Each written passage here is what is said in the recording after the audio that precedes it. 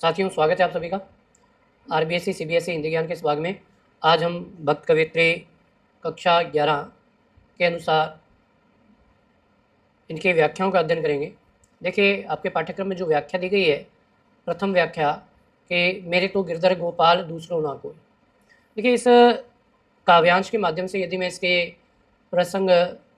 संदर्भ की बात करूं, तो संदर्भ में ये कहा जा सकता है कि इसके माध्यम से कवियत्री मीरा अपने आराध्य के प्रति अनन्य प्रेम प्रकट कर रही है। क्या हो रहा है? अपने आराध्य कृष्ण के प्रति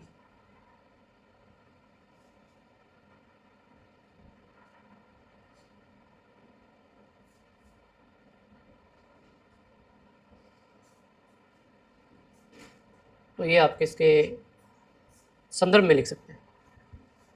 और ये भी आप कह सकते हैं कि आपकी जो पाठ्य पुस्तक है आरोह भाग 1 उसमें से ये ली गई है। प्रसंग में ये बात आपके आ जाएगी, संदर्भ में कहाँ से ली गई है ये लिखना अति आवश्यक होता है। ये तो आप सभी को भली भांति ज्ञान होगा। तो देखिए, प्रथम व्याख्या इसकी कि मेरे तो गिरधर गोपाल दूसरों ना कोई। देखिए, गिरधर का अर्थ होता है कि गिरि को धारण करने वाला। गिरि जिसे हम पर्वत भी कहते हैं, तो गिरि का अर्थ है पर्वत। कौन सा पर्वत? श्री कृष्ण ने गोवर्धन पर्वत को उठाया था। आप सभी भली भांति इस बात को जानते होंगे। तो मीरा यहाँ पे कह रही है कि गोवर्धन पर्वत को धारण करने वाले। गोपाल का अर्थ क्या होता है? कि जो इस धरती की पालना करता है, धरती की पालना करने वाला।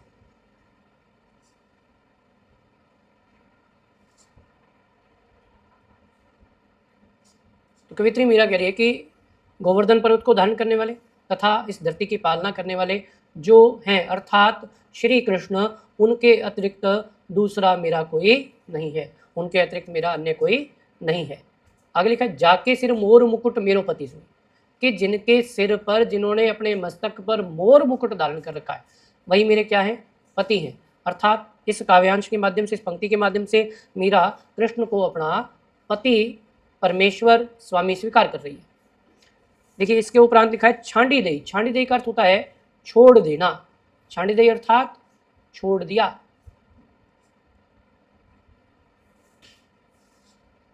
तो मीरा क्या कहती है कि मैंने छोड़ दिया। क्या? कुल की कानी। कुल की कानी का अर्थ होता है कुल की जो कानी अर्थात मर्यादाएं। कहती है मैंने अपनी कुल की मर्यादाओं का परित्याग कर दिया है। कैसी कुल की मर्यादाएं?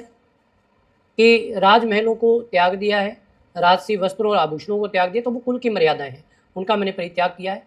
कहा करी है कोई, अब मेरा भला कोई क्या अहित कर सकता है? क्या कर सकता है? संतन डिग बैठी बैठी।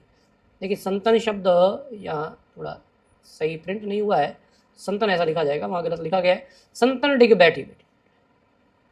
संतन की, संतों की जो संगति है, डिग, डिग का अर्थ समीप। डिग का अर्थ होता है समीप या पास में।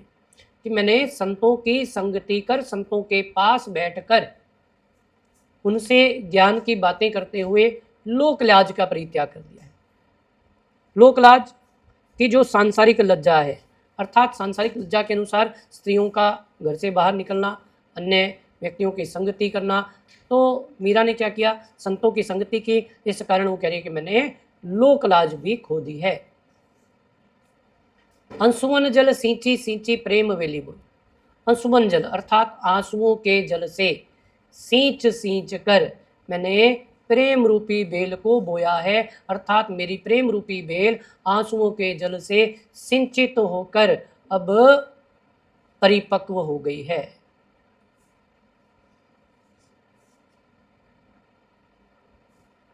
अर्थात श्री कृष्ण के विरह में मैंने निरंतर आंसू बहाए और उन्हीं आंसुओं से मेरा जो प्रेम है वो परिपक्व हो चुका है।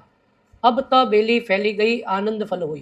कहती है अब यह प्रेम रूपी बेल फैल गई है, परिपक्व हो गई है। अब निश्चय ही इससे मुझे आनंद फल अर्थात आनंद रूपी फल की प्राप्ति होगी। यहाँ आनंद रूपी फल कह रहा है, इस कारण यहाँ पर रूपक अलंकार का प्रयोग भी हुआ है। आनंद फल होई, आनंद फल में रूपक अलंकार का प्रयोग भी किया गया है। आगे लिखा दूध की मथनियाँ बड़े प्रेम से बिलोई। कवित्री मीरा कहती है कि दूध जमाने के पात्र में मैंने मथनी को बड़े प्रेम से बिलोया है। दधी मथी घृत काढ़ी लियो डारी दही छुई। दधी का अर्थ दही, मथी का अर्थ मथ कर, घृत का अर्थ घी, काढ़ी लियो अर्थात प्राप्त कर लिया है। कहती है मैंने दही को मथ कर घी को प्राप्त कर लिया है, तथा डारी दही छोई, और मैंने छोई का अर्थ है छाछ, कि मैंने जो छाछ तत्व है, निस्सार तत्व है, जिसका कोई औचित्य नहीं है, उस तत्व को मैंने त्याग दिया है। देखिए इस पंक्ति के अनुसार यहाँ पर अन्योक्ति अलंकार का प्रयोग भी हुआ है, क्योंकि मीरा ना तो यहाँ पर घी की, ना मक्खन की, ना छाछ की बात करिए, वो ये कहना चाहती है कि मैंने इस संसार में अपना जीवन व्यतीत करते हुए कृष्ण भक्ति रूपी मक्खन को प्राप्त किया है। संसार को मथ कर कृष्ण रूपी घी अर्थात घी अथवा मक्खन को प्राप्त कर लिया है, तथा डारी दही छोई, और सांसारिक जो वस्तुओं का लोभ है, माया मोह का जो लोभ है, उसका मैंने परित्याग कर दिया। यहाँ पे ये कहना चाहती है, इस कारण यहाँ पर अन्योक्ति अलंकार का प्रयोग भी हुआ है। भगत देखी राजी हुई, जगत देखी रोई, कि मेरा आराध्य कृष्ण की अथवा ईश्वर की उपासना करने वालों को देखकर अत्यधिक प्रसन्न होती है, तथा इस जगत के सांसारिक लोभ माया मोह में ग्रसित लोगों को देखकर वह दुखी होती है, क्योंकि मनुष्य का जीवन का जो सार है वह ईश्वर भक्ति है। ईश्वर भक्ति के बिना वह इस संसार के जन्म मरण के बंधन से मुक्त नहीं हो सकता। इस कारण अगर ये प्रश्न पूछा जाता है क्यों रोती है, देखकर उन्हें राजी क्यों होती है, तो उसका अर्थ ये होगा। आगे लिखा है दासी मीरा लाल गिरधर, ये भी यहाँ पर शब्द सही नहीं आया है, यहाँ पर शब्द है दासी। दासी मीरा लाल गिरधर तारो अब मोही।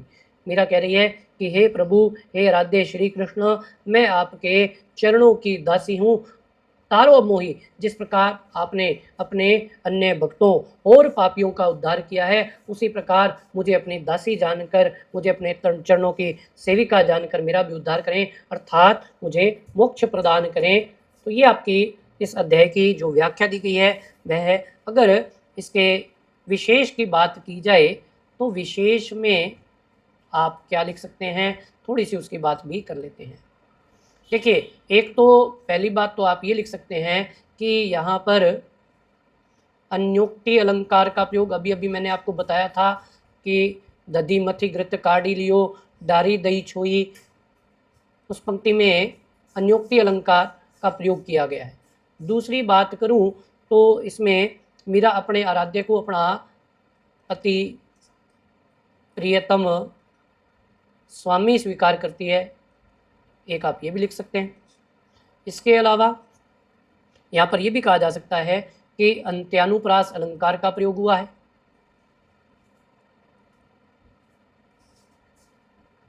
और अगर बात करें तो यहाँ पर तुकांश शैली भी आपको देखने को मिल रही है, तो तुकांश शैली का प्रयोग भी किया गया है। इसके अलावा मीरा के जो पद हैं उनमें आपको ज्ञात है मीरा की भक्ति माधुर्य भाव की भक्ति है, इसलिए माधुर्य गुण का प्रयोग भी यहाँ आपको देखने को मिलता है। तो माधुर्य गुण का प्रवाह दिखाई देता है, ये भी आप लिख सकते हैं। इसके अतिरिक्त बात करूं तो आप ये भी लिख सकते हैं। देखिए ऊपर अभी आपको बताते हैं कहाँ पर।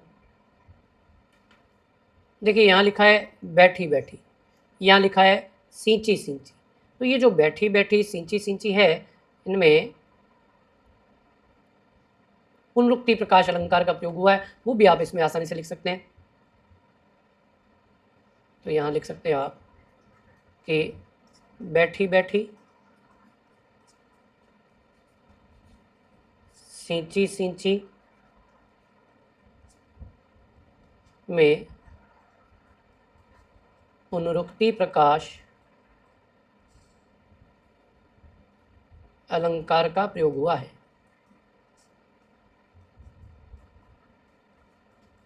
इसके अलावा यदि आप और भी कुछ लिखना चाहें तो आप ये भी लिख सकते हैं कि राजस्थानी मिश्रित ब्रज भाषा का प्रवाह देखने को मिलता है।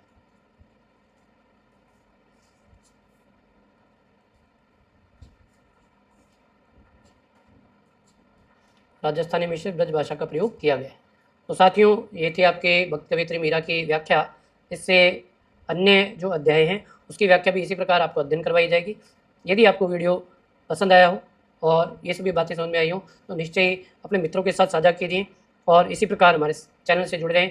आप सभी का वीडियो के अंतिम भाग तक जुड़े रहने के लिए बहुत बहुत धन्यवाद। फिर मिलेंगे साथियों, धन्यवाद।